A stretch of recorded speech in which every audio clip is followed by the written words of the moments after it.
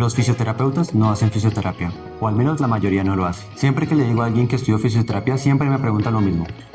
¿Qué hace un fisioterapeuta? Y casi siempre respondo con la misma definición que me dieron en la carrera desde que inicié. La fisioterapia es la ciencia que estudia el movimiento corporal humano. Es una definición correcta, pero a la vez es un poco difusa porque ¿qué es estudiar el movimiento corporal humano? Y después de esa primera pregunta siempre vienen otras dos, que es, la primera si hago masajes y la segunda se tocan el hombro o la espalda diciendo que les duele mucho y que pueden tener. A los que me preguntan por masajes siempre les digo que es una pequeña parte de lo que puede hacer un fisioterapeuta y los que siempre me preguntan por algún dolor les digo que depende. Esta dificultad que algunos tenemos en la profesión para definir qué hace un fisioterapeuta genera mucha confusión sobre lo que realmente hacemos. Por eso, en este video quiero explicar qué es la fisioterapia, qué hace un fisioterapeuta y por qué muchas veces los fisioterapeutas no hacen fisioterapia. Empecemos por el inicio. La fisioterapia es una carrera profesional del área de la salud. Tiene una duración aproximada entre 4 y 5 años, viendo materias como anatomía, fisiología y biomecánica.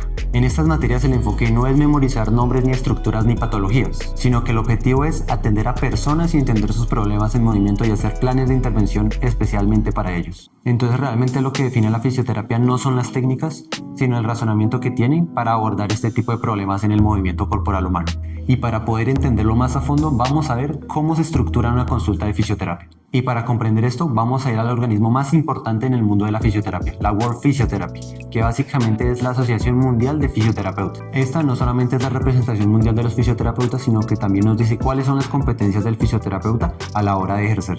Básicamente describe el proceso por el que tenemos que pasar para decir que lo que se está dando es fisioterapia. En primer lugar, el fisioterapeuta debe dar una evaluación integral, que realmente suena más sencillo de lo que es. En salud tenemos diferentes modelos que nos dicen qué debemos tener en cuenta a la hora de tratar a una persona. Actualmente el modelo más aceptado es el modelo biopsicosocial.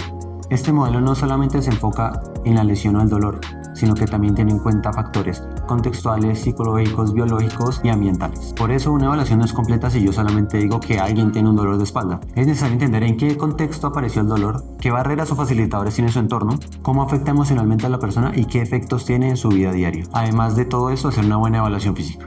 Este no busca explicar un dolor de rodilla o un esguince de tobillo porque alguien lo haya dejado su pareja, sino porque entendemos de que el ser humano es un ser complejo que no se puede entender desde una única perspectiva.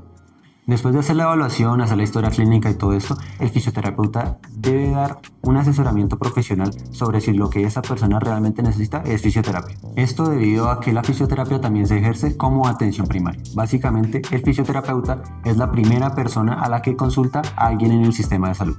Por eso, este debe estar formado para detectar si realmente lo que necesita es fisioterapia o si se puede beneficiar de otros tratamientos. Y de ser así, él tiene que derivar a la profesión que corresponda: nutrición, medicina. Si ya se determinó que la principal necesidad de esa persona es fisioterapia, hay que decidir qué información es relevante o no para este caso. Por ejemplo, si alguien viene a mí y me dice que se tronchó el pie mientras corría, voy a tener más en cuenta esa información que el momento en el que me dijo qué tipo de shampoo usaba. Es básicamente filtrar la información de qué es relevante o no para el caso. Porque seguramente el problema en su pie venga de que fue a correr y se cayó y no de qué tipo de shampoo es el que usa, que es información que puede ser relevante para algo pero no para este caso. A partir del análisis de esta información, el fisioterapeuta hace un diagnóstico y un plan de intervención. Y aquí hay que ser claros con algo muy esencial. Hay un diagnóstico médico y hay un diagnóstico fisioterapéutico. Vamos a verlo con un ejemplo muy fácil. Una persona va al médico y dice que tiene mucho dolor de hombro. Y el médico le dice que es porque su tendón está inflamado y que se llama tendinopatía y que necesita ir a fisioterapia. La persona sale, consulta con su dolor de hombro y llega a fisioterapia. El fisioterapeuta ve la hoja y dice: oh, tiene un diagnóstico de tendinopatía. Esto realmente a nivel funcional no me dice nada, solamente me dice que tiene un dolor en el hombro. No nos dicen qué movimientos son dolorosos, hasta dónde puede hacerlo, en qué contexto se empeora o mejora, y tampoco es muy claro qué objetivo tiene la persona. Este diagnóstico que responde a todas estas preguntas es el diagnóstico fisioterapéutico o funcional. Este diagnóstico funcional no invalida ni reemplaza el diagnóstico médico, simplemente lo complementa y lo traduce al movimiento, a la función. Básicamente, después de esta evaluación funcional, lo que se hace es aplicar un plan de intervención específicamente para el caso de esta persona, porque ya vimos que tenemos en cuenta el contexto, los factores psicológicos, ambientales. Por ende, podemos decir que no todo el mundo tiene el mismo dolor por las mismas causas y mucho menos tienen la intención de llegar al mismo punto.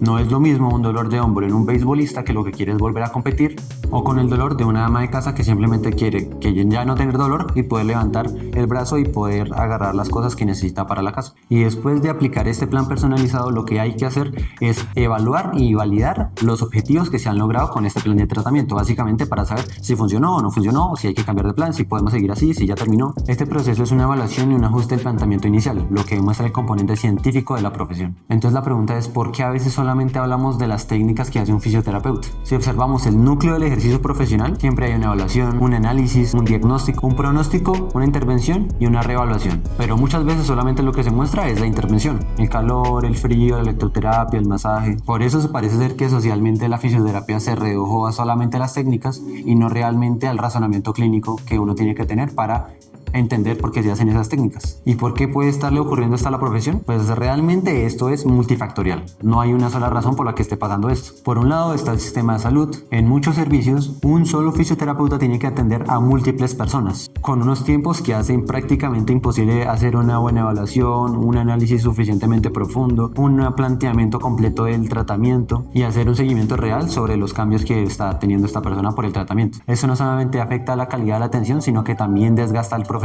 Otra de las posibles razones es la cultura de la profesión. Durante mucho tiempo la profesión se ha dado más a conocer por ella misma, más por las técnicas que por el razonamiento. Esto ha llevado a que algunos profesionales ahora hagan prácticas automatizadas, que es aplicar las mismas intervenciones sin una evaluación clara ni objetivos específicos. Y tampoco la idea es irnos al otro extremo diciendo que las técnicas están mal. Las técnicas son parte del tratamiento. El frío, el calor, la electroterapia, el masaje son herramientas que son válidas en casos específicos. Por eso el problema no es usarlas. El problema es usarlos sin justificación. El por qué, el cómo, el cuándo, para quién.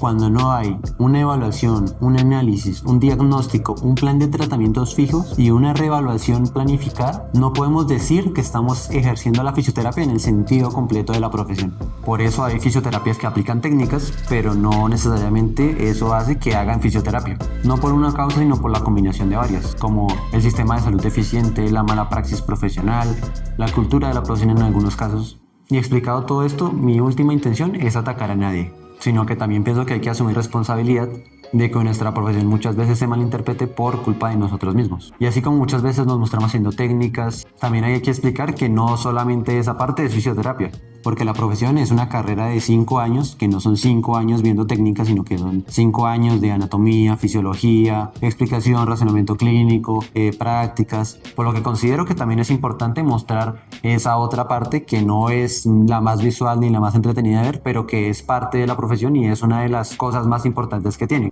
Si te quedaste hasta el final, quería darte las gracias y espero que te hayas ido con una nueva idea sobre lo que es la fisioterapia y lo que no es la fisioterapia. Estoy haciendo este canal como un proyecto de divulgación sobre lo que muchas veces en la fisioterapia no se habla, o es muy de nicho y las personas no terminan de entender qué hace un fisioterapeuta en ciertas ramas. Mi idea es explicar la fisioterapia en esos campos no tan conocidos, el paciente oncológico, el paciente quemado, la unidad de cuidados intensivos, y seguramente muchas otras que ni siquiera yo conozca, y voy a terminar haciendo un video explicando cómo es la intervención y qué hace un fisioterapeuta en esa rama. Espero les haya gustado. Chao.